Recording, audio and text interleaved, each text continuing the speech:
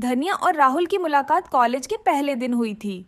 दोनों अलग अलग शहरों से आए थे, लेकिन उनकी आंखों में एक पहचान सी थी। धनिया भोपाल की रहने वाली थी, जबकि राहुल मुंबई से था। कॉलेज का पहला दिन हमेशा खास होता है और उस दिन पूरा कैंपस नवयुवकों से खचाखच भरा था। धनिया और राहुल की क्लास भी साथ में थी। जब वे पहली बार मिले, राहुल की हंसी और धनिया की मासूमियत ने दोनों को एक दूसरे की ओर खींच लिया। पहले कुछ हफ्ते केवल पढ़ाई, पेशेवर बातें और सामान्य दोस्तों की तरह गुजरे, लेकिन धीरे धीरे उनके बीच की दीवारें गिरने लगीं। कॉलेज के प्रोजेक्ट्स में काम करते हुए वे दोनों अक्सर लाइब्रेरी में एक दूसरे से मिलते। कैफेटेरिया में चाय की चुस्कियां लेते हुए उन्होंने विभिन्न विषयों पर लंबी बातचीत की, जिससे उनके दिल की धड़कनें तेज हो जाती थीं। राहुल की मुस्कान से धनिया के दिल की धड़कनें बढ़ जाती थीं और धनिया की हंसी राहुल के दिल के करीब जाती जा रही थी। धीरे धीरे उनके बीच का यह दोस्ताना कुछ और बनता जा रहा था। एक दिन राहुल ने धनिया को कॉलेज के पास एक पुराने किले में जाने का प्रस्ताव दिया। किला शहर से दूर एक पहाड़ी पर बसा था, जहां से पूरे शहर का नज़ारा अद्भुत दिखता था। राहुल ने धनिया से कहा, आओ हम दोनों वहां जाएंगे, शायद हमें कुछ समय के लिए खुद को जानने का मौका मिलेगा। धनिया ने मुस्कुराते हुए हामी भर दी। अगले दिन वे दोनों किले की ओर निकल पड़े। वहां की ठंडी हवा और खूबसूरत नज़ारे उन्हें और करीब ले आए। किले की पुरानी दीवारों पर बैठे हुए राहुल ने धनिया से कहा, धनिया, मैंने तुम्हारे साथ जो वक्त बिताया है वो मेरे जीवन का सबसे खूबसूरत वक्त रहा है। क्या तुम मेरे साथ पूरी जिंदगी बिताने के लिए तैयार हो? धनिया की आंखों में आंसू थे, लेकिन वे खुशी के थे। उसने कहा, हाँ राहुल, मैं भी तुमसे बहुत प्यार करती हूँ। तुम्हारे बिना मेरी जिंदगी अधूरी है।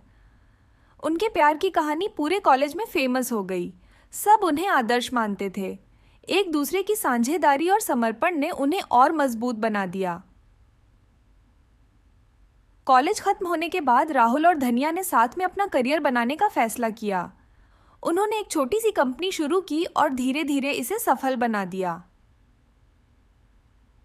राहुल के पिता मुंबई में एक बड़े बिजनेसमैन थे, जबकि धनिया का परिवार एक छोटे से कस्बे में रहता था।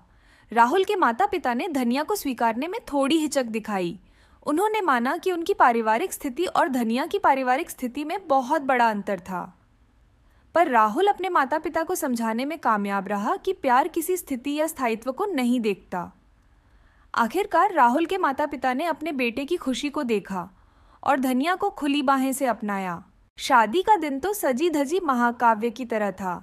सुंदर सजी हुई मंडप, दोस्तों और परिवार का समागम और हंसी मजाक से भरी हुई रात। सबकी आंखों में खुशी थी, लेकिन सबसे ज्यादा खुशी राहुल और धनिया की आंखों में थी। उनकी शादी का दिन पूरे शहर में चर्चा का विषय बन गया। राहुल और धनिया का प्यार सच्चा और अनंत था और उनकी कहानी ने यह साबित कर दिया कि प्यार में कोई बाधा नहीं होती। शादी के बाद दोनों ने अपने अपने करियर को नए आयाम दिए।